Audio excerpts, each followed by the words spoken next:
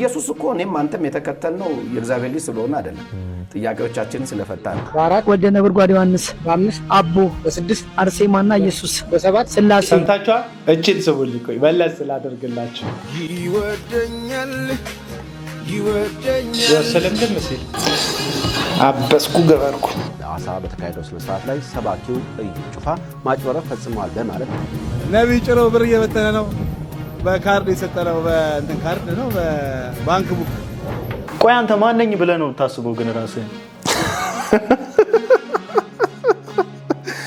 ቆይ የኔ ማንነት ቆያችሁና ፖድካስቶችን እንዲሁም የተለያዩ ቀረጻዎችን ለማካሄድ እቅዱ ዝግጅቱ ኖራችሁ የት መቀረጽ አለብኝ የሚል ሐሳብ ላለባችሁ ሰዎች እኛ ጋር መታችሁ መቀረጽ ትችላላችሁ። እኛ ጋር ስትመጡ ፕሮፌሽናል ካሜራዎችን፣ ፕሮፌሽናል ካሜራማኖች እንዲሁም ጥራታቸውን የጠበቁ ማይኮች፣ ላይቲንግ ሲስተሞች፣ ፕሮፌሽናል የሆኑ ኤዲተሮችን አዘጋጅተንላችሁ ሁሉንም በአንድ ቦታ አጠናቀን በፈለጋችሁት መልክና በፈለጋችሁት ይዘት የተለያዩ ፓኬጆችን እንደ ምርጫችሁና እንደ ፍላጎቶቻችሁ በስክሪኑ ላይ እንደምትመለከቱት የተለያዩ ባክግራውንዶችን አዘጋጅተን እንጠብቃቸዋለን። እኛ ጋር ሲመጡ የተጠናቀቀና የተዘጋጀ ቪዲዮ እጃችሁ ላይ ታገኛላችሁ። በነገራችን ላይ ለኮንተንት ክሬተሮች ይህ አሪፍ እድል ይመስለኛል። በተለያዩ ቀረጻ ልትጠቀሙባቸው የምትችሉትን ምቹ ስፍራ አዘጋጅተንላችኋል። በተጨማሪም ደግሞ ሶሻል ሚዲያችሁን ማኔጅ እንድናደርግላችሁ በቀረጻ በኤዲቲንግ እንዲሁም የተለያዩ ፕሮፌሽናል ካሜራዎቻችንን እና ፕሮፌሽናል ካሜራማኖቻችንን ተጠቅመን ለእናንተ ልንሰራላችሁ ዝግጅታችንን ጨርሰናል። እንዲሁም እኛ ጋር መምጣት ስትፈልጉ ለትራንስፖርት ምቹ በሆነው በቦሌ ሩዋንዳ ድልድይ ስር አካባቢ ስለምንገኝ እኛን ለማግኘት ቀላል። እኛን ኮንታክት ማድረግ የምትፈልጉ ሰዎች እታች በምናስቀምጥላችሁ ስልክ አረንዶ ምን ይነግራቸዋለሁ በ0972 35 36 37 እንዲሁም በ0982 35 36 37 ላይ በመደወል ቀጥታኛን ማግኘት ትችላላችሁ። ይህ ለእናንተ ጥሩ እድል ስለሆነ እንዳያመልጣችሁ። ሰላም ጤና ይስጥልኝ። የመስቀል ሚዲያ መስቀል ሪያክሽን ፕሮግራም ተከታታዮቻችን ዛሬም ሳምንታችንን ጠብቀን ፕሮግራማችንን አሰናድተን ወደ እናንተ በሰዓታችን ተገኝተናል። ሰላማችሁ እንደበዛ፣ ያዘናችሁ እንደተጽናናችሁ፣ የደከማችሁ እንደበረታችሁ፣ አምላክን በጸሎት ያሳሰባችሁ ጸሎታችሁ እንደተመለሰ መስቀል ሚዲያ ተስፋ ታደርጋለች። ከዚህ ሰዓት ጀምሮ እስከ መጨረሻው እስከ ፕሮግራማችን ፍጻሜ ከኛ ጋር እንድትቆዩ እናሳስባለን። ሰብስክራይብ፣ ላይክ በመናነሳቸው ሐሳቦች ላይ ደግሞ ሐሳባችሁን ኮሜንት መስጫ ላይ እንድትገልጹ እያበረታታ እስካሁን ስለሰጣችሁን አስተያየት እናመሰግናለን። ቀጥታ ወደ ፕሮግራም ቀጥሎ የማሳያችሁ ፕሮግራም ተናጋሪውን ብቻ ሳይሆን ጋዜጠኛውንም እንድትታዘቡልኝና ምን እንደሚሰማችሁ በዚህ ፕሮግራም ላይ በኮሜንት መስጫ እንድትነግሩኝ ቀድሜ እያሳሰብኩ ወደ ፕሮግራማችን እንሄዳለን። ዳስ ዋይ አሁን ለምሳሌ እኔ አሁን ወደ ፌብሩዋሪ ሲመጣ 5ኛ ዓመቴ ወደዚህ ሀገር ከመጣው ማለት ነው። ፌብሩዋሪ ሲመጣ ይቀርኛ 4 ዓመት ከምናምን ነው እና በዚህ በመጣውበት እስካሁን ድረስ እሁድ ጧት ላይ ስለ ማይንድ ነው ማስተምረው እና ብዙ ሰው የተለወጠው ወንጌልን አይደለም የነገርኩት ማይንድ ላይ ምን መስራት አለብን የሚል ነው። አሁን ምን ሰራቸው ነገሮች እንኳን በሙሉ ኃይላቸው አእምሯቸው ስለተለወጠ ማለት ለምን እንደሚሰጡ ያውቃሉ፣ ለምን እንደሚያደርጉ ያውቃሉ። ሰው ፍቺ ከያዘ ይቀለዋል። ፍቺ ጥያቄ ካለው ለምን ይሰጣል? ጥያቄ ካለው ለምን ላንተ ያለውን ነገር ያካፍልሃል?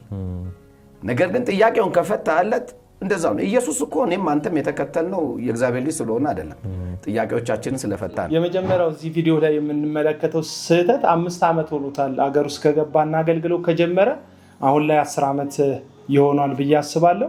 በዚህ በ5 ዓመት አገልግሎት ውስጥ ወንጌልን ነግሬያቸው አይደለም የተለወጡት ስለ አይምሮ ነግሬያቸው ነው እያለ ነው። ቤተክርስቲያንን ተክያለሁ ብሎ ቸርች የሚሉትን መጋዘን ከከፈተ በኋላ የሰበሰባቸውን ምዕመናን መጽሐፍ ቅዱስ ከፍቶ ያስተምራል ተብሎ ሲታሰብ ወንጌልን አይደለም ያስተማርኳችሁ ስለ አይምሮ ነው ያስተማርኳችሁ ያን የለወጣችሁ ብሎ የሚናገር ከሆነ የወንጌልን የመለወጥ ኃይል የሚጠራጠር ወይም ወንጌል ይለውጣል ብሎ እንደማያስብ ማሳያ ሊሆን የሚችል ቪዲዮ ተመለከተ ነው። መጽሐፍ ቅዱስ በሮሜ መጽሐፍ ምዕራፍ 12 ላይ በአይምሮ መታደስ ተለውጡ እንጂ ይህን ዓለም አትምሰሉ ይላል። በአይምሮ መታደስ ደግሞ የሚለውጠው ራሱ በሮሜ መጽሐፍ ምዕራፍ 1 ላይ ወንጌል የእግዚአብሔር ልጅ ስለሆነው ከሙታን መካከል በኃይል ስለተነሳው ስለ ክርስቶስ ነው ይለናል። ምዕራፍ 1 ላይ ወንጌል ስለ ልጁ ነው ያለን ጳውሎስ ምዕራፍ 12 ላይ ደግሞ በአእምሮ መታደስ ተለወጡ ይለናል። ስለ እግዚአብሔር ልጅ የሆነው ወንጌል ነው የሚለውጠው በጳውሎስ የሮሚ መጽሐፍ ሙሉ ሐሳብ ላይ ስትመለከቱት ማለት ነው። እነዚህ ሰዎች ግን ሰዎችን ማነቃቂያ ንግግር በመናገር ጊዜያዊ የተለወጠ እንዲመስል ጊዜያዊ ለውጥን ለሰዎች ይሰጡና ነገር ግን ልንለወጥበትና የዘላለምን መንግስት ተስፋ የምናደርግበትን የወንጌልን ሐሳብ ከውስጣችን ይወስዳሉ ማለት ነው። ነገር ግን ጥያቄውን ከፈታለት እንደዛው ነው። ኢየሱስ እኮ እኔም አንተም የተከተልነው የእግዚአብሔር ልጅ ስለሆነ አይደለም፣ ጥያቄዎቻችንን ስለፈታን። ሁለተኛው ትልቅ ስህተት እዚህ ቪዲዮ ላይ የምትመለከቱት እኛ ኢየሱስን የተከተልነው ኢየሱስን ያመንነው የእግዚአብሔር ልጅ ስለሆነ አይደለም የምንፈልገውን ስለሰጠን ነው የሚል በጣም አጋንንታዊ ሐሳብ ያነሳል። ኢየሱስ ክርስቶስ 3ቱን ዓሳና 2ቱን እንጀራ ካበዛ በኋላ 12 መሶብ እንደተረፈ ያመኑ ሰዎች በበነጋታው መጥተው ንጉስ እንድትሆንልን እንፈልጋለን አሉት። የተከተሉት ለሆዳቸው እንደሆነ ስላወቀ ኢየሱስ ትናንት የመለሰላቸውን ጥያቄ ደግሞ እንዲመልስላቸው ሲጠይቁት ስጋና ደሜን ያልወሰደ የኔ ሊሆን አይገባም ሲላቸው እንግዳ ትምህርት ነው የሚያስተምረው ብለው ጥለውት ሄዱ። ታምራትን አይተው ፈውስን አይተው የሚከተሉ ሰዎች የእግዚአብሔር ልጅነቱ ያልገባቸው ሰዎች በእግዚአብሔር ልጅ ድነዋል ለማለት ጥያቄ ምልክት ውስጥ ይቀርባል። ከዚህ በፊት ባቀረብንላችሁ ፕሮግራም የጄፒኤሱ አዳራሽ መሪ የጄፒኤሱ አዳራሽ ጌታ የሆነው ሄኖክ የሚባለው ራሱን ነብይ ያለ የሚጠራው ሰው ሙስሊሞች መጥተው እዚህ አዳራሽ ይፈወሳሉ ለትውስታ ለምን ይመስላል ሙስሊሞች እዚህ የሚመጡት? ትምህርታችን ገብቷቸው አልገባቸው አለመግባቱን የምታየው ከጸለይኩላቸውም በኋላ ጴንጤ አልሆንም ብለው ነው የሚሄዱት። ብዙዎቹ ይሆናሉ አይሆንም። ጸልይ ድኛለሁ ብለው ይመሰክራሉ፣ ተፈውሻለሁ ይላሉ። ጴንጤ ሳይሆን አይገባቸውም ትምህርቴ። ኃይሌን ግን አውቀውታል። ሙስሊሞች መጥተው ይፈወሳሉ። ነገር ግን ኢየሱስ ክርስቶስን አምነው አይሄዱም ወይም ጌታን ተቀበለው አይሄዱም ሲል ትሰማላችሁ። ምን ይላል? ኃይላችንን ያውቁታል ይላል። ለሄኖክ ያለ ኢየሱስ የሆነ ኃይል አለ። ሄኖክ ጋር ኢየሱስን ሳያምኑ በክርስቶስ ኢየሱስ አዳኝነት ጌትነት ሳያምኑ ሙስሊሞቹ ግን የሥጋ ፈውሳቸውን ብቻ ይዘው መሄዳቸው ልክ እንደ ድል ልክ እንደ ስኬት አድርጎ ይጠቅሰዋል ሄኖክ።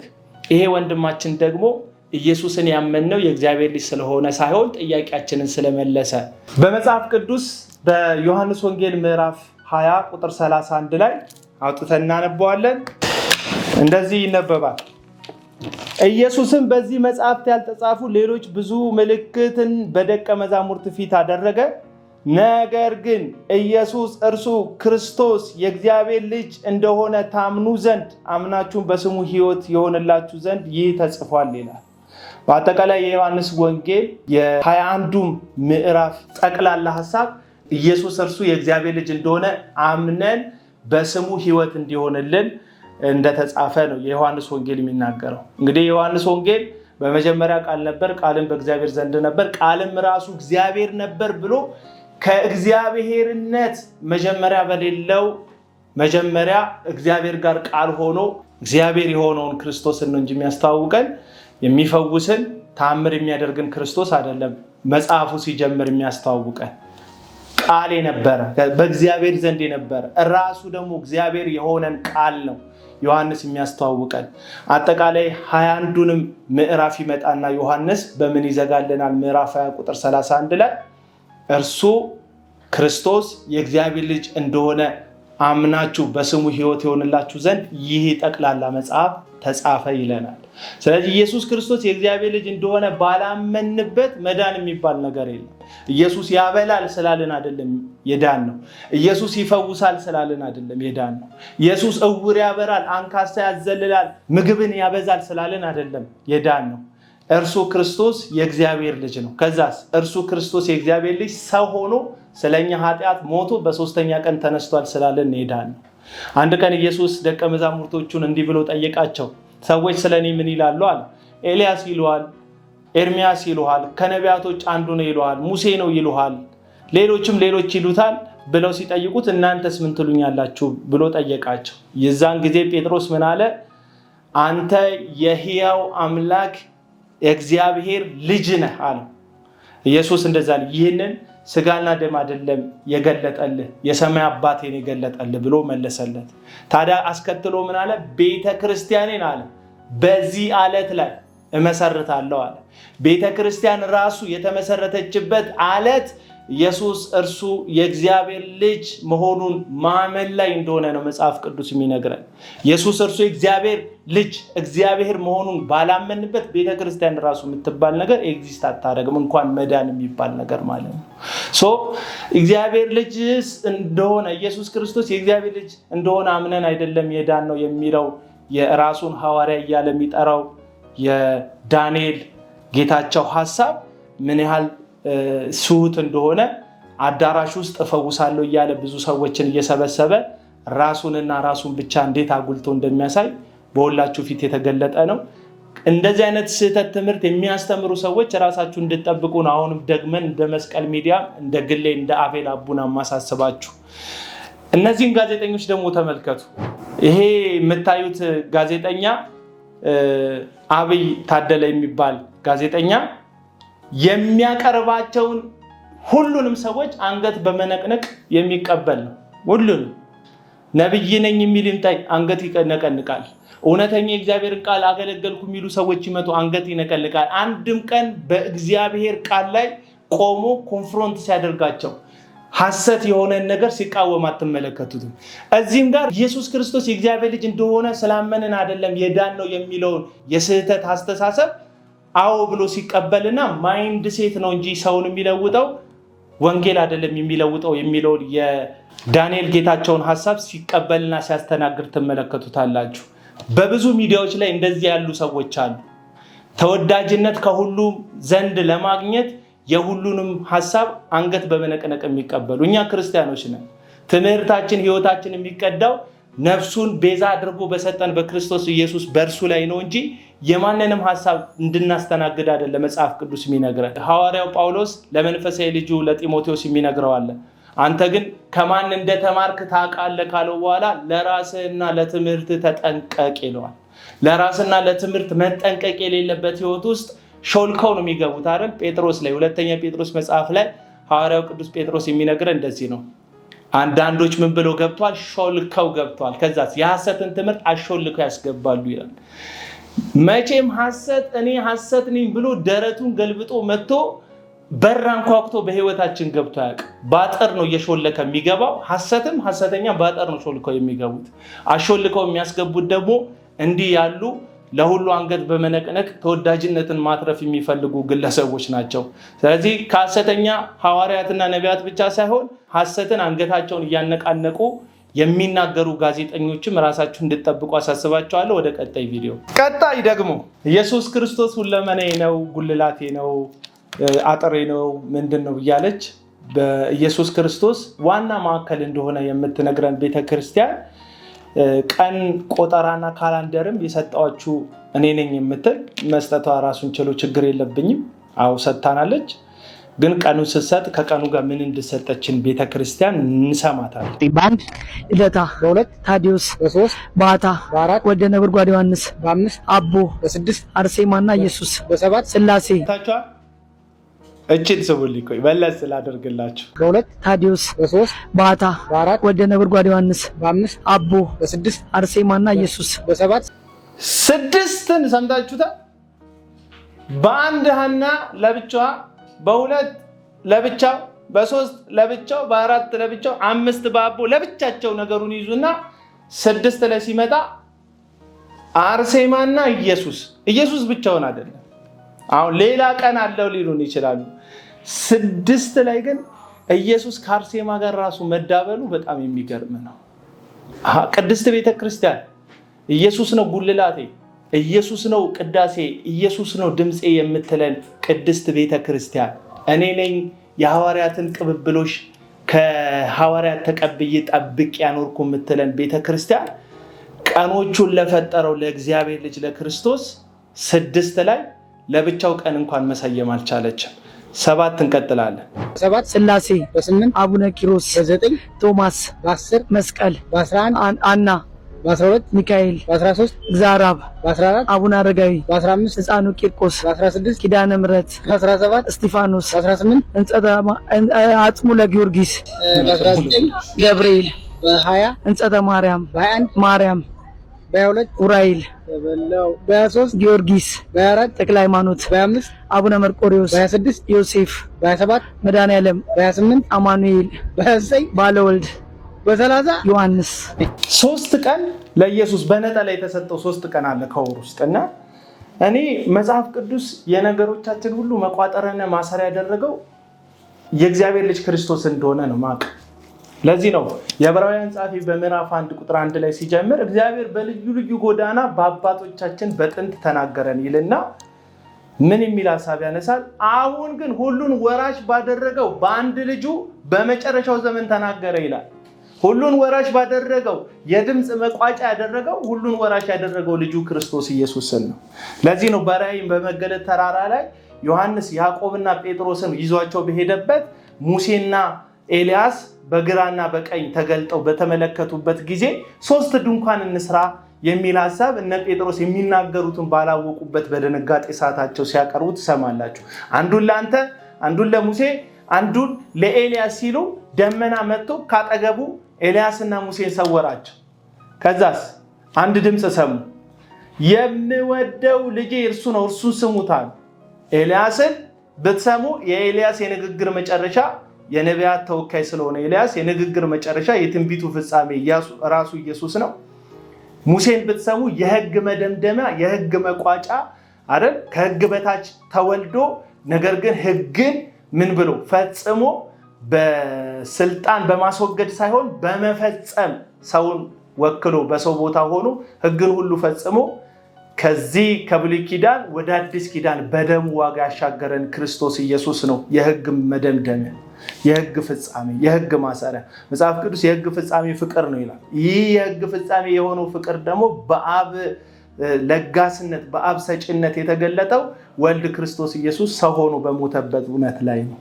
ይሄ ወንጌል ይባላል እና ቤተክርስቲያን እነዚህን በዓላት ስታከብር የሚዘመረው በልደታ ቀን የሚዘመረው ለልደታ፣ በኪዳነ ምሕረት ቀን የሚዘመረው ለኪዳነ ምሕረት ነው እና ሙሉ ለሙሉ ለእግዚአብሔር የምንሰጠው ዘመን እንዲሆንልን ከፊታችን እመኛለሁ። ቀጣይ ደግሞ እስቲ በጣም በቃ ሶሻል ሚዲያ ላይ ወንጌል እንዳይሰራ ኢየሱስ ክርስቶስን እንዳንሰብክ በሚያሳፍር ደረጃ እንቅፋት የሆኑ ቅንጥስጥስ እያሉ የሚንቀሳቀሱ ጾታቸው ያልተለዩ ወገኖችን አሳያቸዋለሁ። የምታውቋቸው ሰዎች እንግዲህ ምከሯቸው እነዚህን ሰዎች።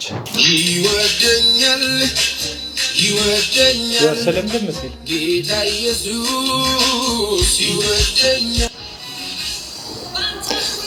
አበስኩ ገበርኩ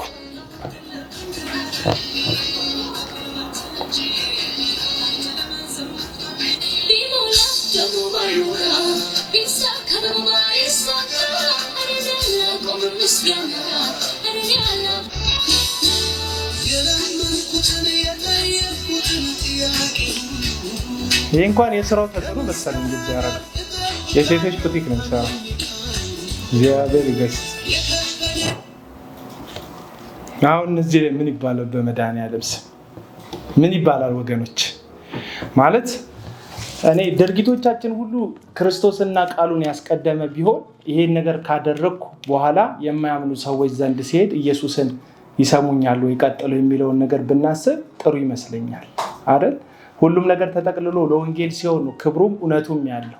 ደግሞ ያው ህይወታችንን የምንሰጥለት ቅድሚያ የምንሰጠው የህይወት ማዕከላዊ ነገራችን ቢኖር ወንጌል እና ተገኘ ተብሎ እንደዚህ አይደረግም። እኔ ሰው ወንድ ሆኖ ሲፈጠር እንደ ወንድ ሲሆን ጥሩ ነው። ምናልባት የሆርሞን መዛባት ምናምን ሳይንቲፊክ ችግር ካለ ሆስፒታል መሄድ፣ ሳይካትሪስቶች ጋር ሄዶ ምክር አገልግሎትን መውሰድ አስፈላጊ ይመስለኛል።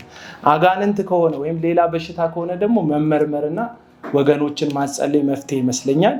ይሄንን ቪዲዮ ያገኘሁት በነገራችን ላይ ለቃቅሜ እነዚህን ሰዎች ክፍተት ለማሳየት አይደለም።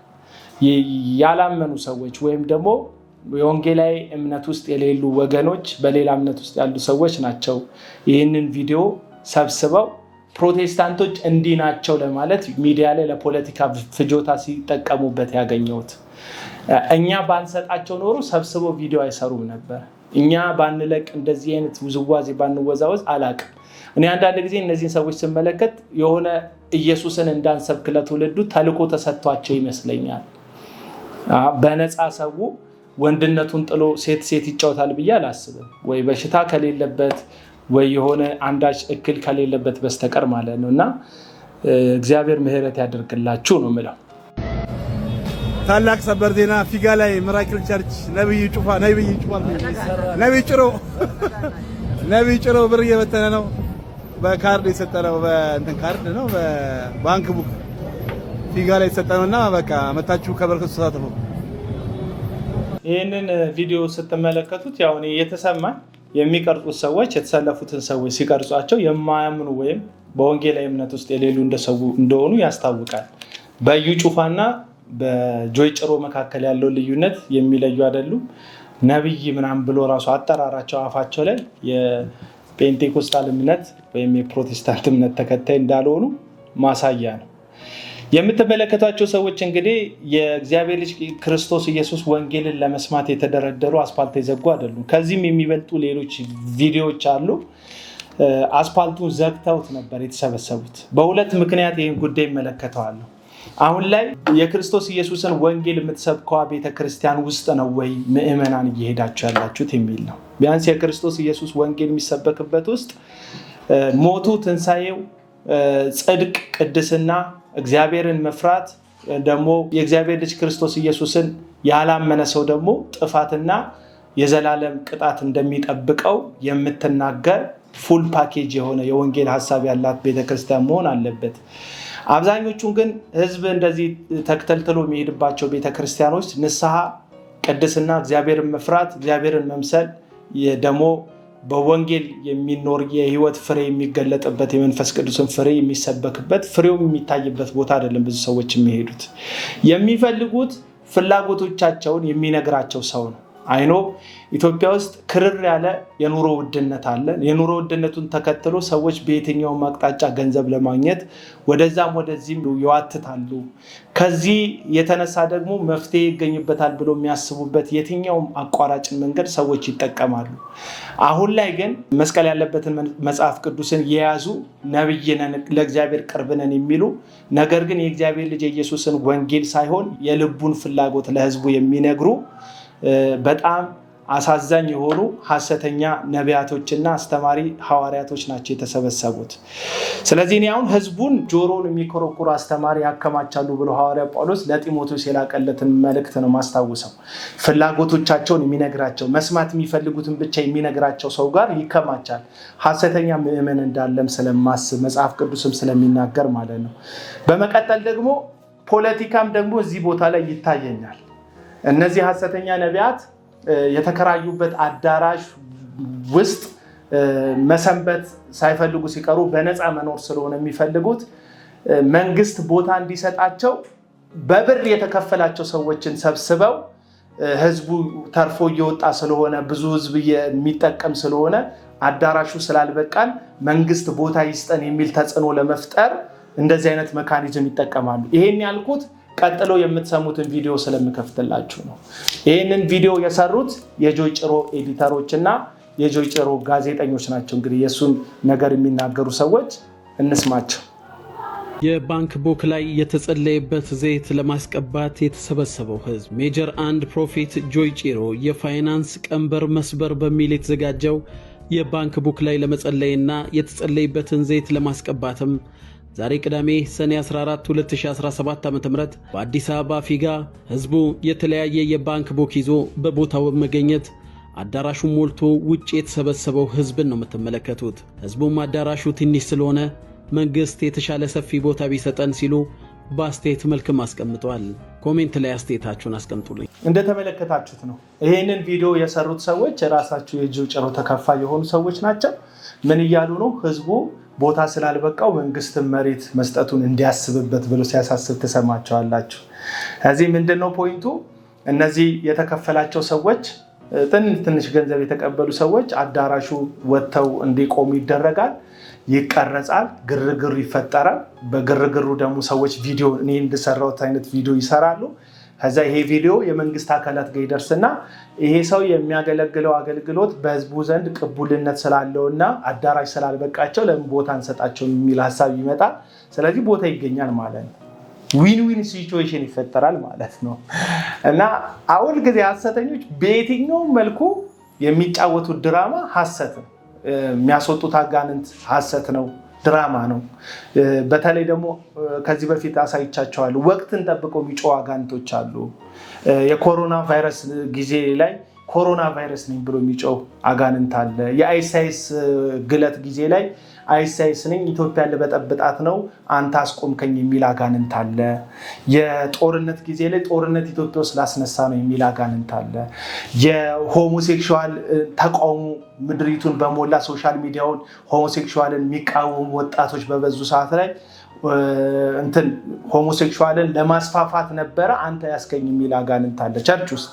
እነዚህ ወቅትን እየጠበቁ ከሶሻል ሚዲያ የሚነሳውን ሐሳብ ተመሳሳይ አጋንንተነን እያሉ የሚወጡ በጣም የሚያስቅ የምታውቁት ቃና ቴሌቪዥን ብሎ የጮህም አጋንንት አለ። ቃና ቴሌቪዥን ቃና የሆነ ጊዜ ላይ በህዝቡ ዘንድ በጣም ቅቡልነት አግኝቶ አየሩን ይዞ ነበር። የነቢያቱ ቴሌቪዥን መታየት አቆሞ ነበር። ሰው ከቃና ወደ እነሱ መለወጥ አልቻለም። ስለዚህ የግድ ከቃና ወደ እነሱ እንዲመጣ ቃናን ሰይጣን ማድረግ ነበረባቸው። ቃና ነኝ ብሎ ጮኸ ማለት ነው ሰይጣኑ። በዚህን ያክል ድራማ የሚሰሩ አጭበርባሪዎች ሐሰተኞች ናቸው። እንግዲህ በዚህን ያክል ደረጃ የአጋንንት ድራማ የሚያሰሩ ከሆነ ትዝ የሚላችሁ ከሆነ የበለጠን ታሪክ የምታውቁት ነው። አጋንንት አለብኝ ብሎ ጮኸ እዩ ጩፋ ጋር ሄዶ ከዛ በኋላ ተከፍሎኝ ነው አለ። እውነቱን ተናገረ። እዛ በሌላ ጊዜ ላይ ትልቅዬ ክሩሴድ በተደረገበት ቦታ ላይ ሐሰተኛ የኮማንዶ ልብስ የመከላከያ ልብስ የለበሱ ከመከላከያ የተቀነሱ ሰዎችና ጭራሽ መከላከያ ገብተው ማያውቁ ሰዎች ተቀጥረው ደብድበውት አሰቃይተውት እዩ ጩፋ ስር እግር ስር ወድቆ ይቅርታ እንዲጠይቅ ተደርጓል። በስተመጨረሻ እሱን ቪዲዮ ኤዲተራችን ያያይዝልንና በሱ ቪዲዮ እንዘጋለን። ስለነበረን ቆይታ እጅግ በጣም እናመሰግናለን። ያላችሁን አስተያየትና ሐሳብ መግለጽ ትችላላችሁ። ድራማ የሚሰሩ ቅጥረኛ ምስክርነት ሰጪዎች ደግሞ ብዙ ናቸው። ለዚህ ደግሞ ከ6 ዓመት በፊት በብዙ ድብደባና ስቃይ ምክንያት እውነቱን ገልጦ መልእክቱን እንዲቀይር የተደረገው መንግስቱ ምስክራችን ነው። ትዝ ይላችኋል። መንግስቱ በለጠ እዩ ጩፋ በሚሊዮን የሚቆጠሩ አጋንንት አስወጣውል ያለው ሰውዬ ይሄ ሰው ሶሪያ ነበርነ። ሶሪያ ነበራችሁ? አዎ። ከሶሪያ ነው የተላካችሁ? አዎ፣ ከሶሪያ ወደ ኢትዮጵያ መጣ። ኢትዮጵያን ልንበጠብጥ መተን ከለከልከን። እንደ ሶሪያ ልንበታትናት ነበር። ስሜ መንግስቱ በለጠ ይባላል። የትውልድ አገሬ ወደ ወላይታ ዞን ዱጉና ፋንጎ የሚባል ወረዳ ነው። በነቢዩ እዩ ጩፋ ቸርች ሻሸመኔ በ12 መስከረም 12 በተደረገው ላይ 5 ሚሊዮን አጋንንት እንደወጣልኝ አውጣና ና ስንት ናችሁ በሱ ላይ ያላችሁት? 5 ሚሊዮን በናሶች። ኦኬ ነብዩን ግደል ተብላችሁ ነው የመጣችሁት? ሁለት ሰዎች መጥቶ አነጋገሩ። አንደኛው የራሱ የእዩ ጩፋ ወንድም። በዚህም መሰረት ቤተክርስቲያኗ መንግስቱ በለጠ የተባለውን ግለሰብ በሕግ አግባብ እንዲጠየቅ እንደምታደርግ የተገለጸ ሲሆን ይህ ግለሰብ ዳግም ጥቅምት 17 2011 ዓ.ም በወላይታ ሶዶ ከተማ ፉንዱኒያ ሜዳ ላይ ተመልከቷቸው። እነዚህ ሁለት ቀይ ቡሌት ያደረጉ የመከላከያ ልብስ የለበሱ ሰዎች ትኩር በላቸው ብለር አድርጓቸው ፊታቸውን ይቅርታ የጠየቀ ሲሆን ተመልከቷቸው። ይሄ ሰው ብዙ እንግልት፣ ድብደባ፣ ውክቢያ ደርሶበት ይቅርታ መጠየቅ ባይፈልግም ቅሉ ግን ይቅርታ እንዲጠይቅ አድርገውታል። እነዚህ የመከላከያ ዩኒፎርም አድርገው መንግስቱም ላይ እንደዚህ አይነት ተመሳሳይ ነገር ሲያደርጉ የነበሩ ሰዎች ደግሞ መከላከያ ጭምር ማቃቸው እንደሆነ በዜና አውታር በመጨረሻም በአዋሳ አንድ ሃይማኖታዊ ስነ ስርዓት ላይ መለዮ ለብሰው ሰባኪውን ያጀቡት የመከላከያ ሰራዊት አባላት በቁጥጥር ስር ዋሉ። የመከላከያ ከፍተኛ ባለስልጣን የሆኑት ሜጀር ጀነራል መሐመድ ተሰማ ለመከላከያ ቴሌቪዥን በሰጡት መግለጫ ግለሰቦቹ የሰራዊቱን መተዳደሪያ ደንብ ጥሰው በመገኘታቸው መታሰራቸውን ይፋ አድርገዋል። ሁለቱ የመከላከያ ሰራዊት አባላት ቀይ መለዮ ያጠለቁ ቢሆንም የኮማንዶ አባላት ያልሆኑ በህገወጥ መለዮን ያጠለቁ መሆናቸውን አብራርተዋል። ወታደሮቹ ለረፍት ወደ ቤተሰቦቻቸው በሄዱበት ወቅት ድርጊቱን መፈጸማቸው ተመልክቷል። በሐዋሳ በተካሄደው ስነ ስርዓት ላይ ሰባኪው እዩ ጩፋ ማጭበረር ፈጽመዋል በማለት በሌላ መድረክ የተናገረ ሰው ተይዞ ሲገባ የሚያሳይ ቪዲዮ ላይ ተጠቃሾቹ ወታደሮች በአጃቢነት ተገኝተዋል። በቅርቡ ሐዋሳ ላይ በነበረው በለጠን ያስጨነቁ ያሉት ተሳትፈዋል ተብለው በሐሰት አስጨንቀውት የተነገሩ ድራማ እንደሆነ ከፍሎት 10 ሚሊዮን አጋንት ብሎ እንደጮኸ ክፍያ እንደተቀበለ ባጋለጠው ጊዜ አዋክበው አይ ሌሎች ከፍለው ነው ብሎ እንዲመሰክር ከእንደገና በድብደባ ብዛት ሐሳቡን አስቀይረውታል። የበለጠ የመንግስቱ በለጠ ሐሳብ ማለት ነው። የሰራዊት አባላቶቹ አገር ቤት ፍቃድ ወደ ቤተሰብ ሄደው እዛ ካይ በረፍት ጊዜ ላይ እንዳሉ ይሄን ይመስላል። እንግዲህ እነዚህ ሰዎች ሐሰተኛ ምስክሮችን አጋንንት አለበት ይያሉ ሽባ ነው ይያሉ እውር ነው ይያሉ እንደዚህ መወለድ አይችልም ይያሉ ብዙ ምስክርነቶችን ፋብሪኬት እያደረጉ በየመድረኮቻቸው አቅርበው ራሳቸውን እንደፈዋሽ እግዚአብሔር ከነሱ ጋር እንደሆነ አድርገው ድራማ ይሰራሉ። እግዚአብሔር ግን ጭራሽ ከነዚህ ሰዎች ጋር ከእውነተኞቹ ጋር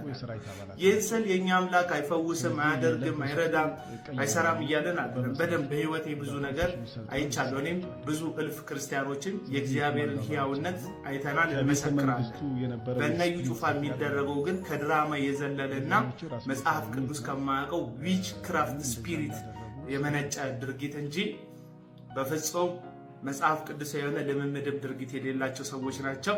ጌታ ኢየሱስ ይባርካችሁ። ቆይ አንተ ማን ነኝ ብለህ ነው ታስበው? ግን ራስህ የኔ ማንነት ቆያችሁና ፖድካስቶችን እንዲሁም የተለያዩ ቀረጻዎችን ለማካሄድ እቅዱ ዝግጅቱ ኖራችሁ የት መቀረጽ አለብኝ የሚል ሐሳብ ላለባችሁ ሰዎች እኛ ጋር መታችሁ መቀረጽ ትችላላችሁ። እኛ ጋር ስትመጡ ፕሮፌሽናል ካሜራዎችን፣ ፕሮፌሽናል ካሜራማኖች እንዲሁም ጥራታቸውን የጠበቁ ማይኮች፣ ላይቲንግ ሲስተሞች፣ ፕሮፌሽናል የሆኑ ኤዲተሮችን አዘጋጅተንላችሁ ሁሉንም በአንድ ቦታ አጠናቀን በፈለጋችሁት መልክና በፈለጋችሁት ይዘት የተለያዩ ፓኬጆችን እንደ ምርጫችሁና እንደ ፍላጎቶቻችሁ በስክሪኑ ላይ እንደምትመለከቱት የተለያዩ ባክግራውንዶችን አዘጋጅተን እንጠብቃቸዋለን። እኛ ጋር ሲመጡ የተጠናቀቀና የተዘጋጀ ቪዲዮ እጃችሁ ላይ ታገኛላችሁ። በነገራችን ላይ ለኮንተንት ክሬተሮች ይህ አሪፍ እድል ይመስለኛል። በተለያዩ ቀረጻ ልትጠቀሙባቸው የምትችሉትን ምቹ ስፍራ አዘጋጅተንላችኋል። በተጨማሪም ደግሞ ሶሻል ሚዲያችሁን ማኔጅ እንድናደርግላችሁ በቀረጻ በኤዲቲንግ እንዲሁም የተለያዩ ፕሮፌሽናል ካሜራዎቻችንን እና ፕሮፌሽናል ካሜራማኖቻችንን ተጠቅመን ለእናንተ ልንሰራላችሁ ዝግጅታችንን ጨርሰናል። እንዲሁም እኛ ጋር መምጣት ስትፈልጉ ለትራንስፖርት ምቹ በሆነው በቦሌ ሩዋንዳ ድልድይ ስር አካባቢ ስለምንገኝ እኛን ለማግኘት ቀላል ነው። እኛን ኮንታክት ማድረግ የምትፈልጉ ሰዎች እታች በምናስቀምጥላችሁ ስልክ አረንዶ ምን ይነግራቸዋል በ0972 35 36 37 እንዲሁም በ0982 35 36 37 ላይ በመደወል ቀጥታኛን ማግኘት ትችላላችሁ። ይህ ለእናንተ ጥሩ እድል ስለሆነ እንዳያመልጣችሁ። ከዚህ ቀደም የሰማችሁት ማስታወቂያን በሰማችሁት መልኩ ስልክ ብትደውሉልና ብታናግሩ ስቱዲዮን ከነሙሉ አቅርቦት ልናከራያችሁ ተዘጋጅተን ጨርሰናል። ሁላችሁንም እናመሰግናለን። መልካም ሳምንት።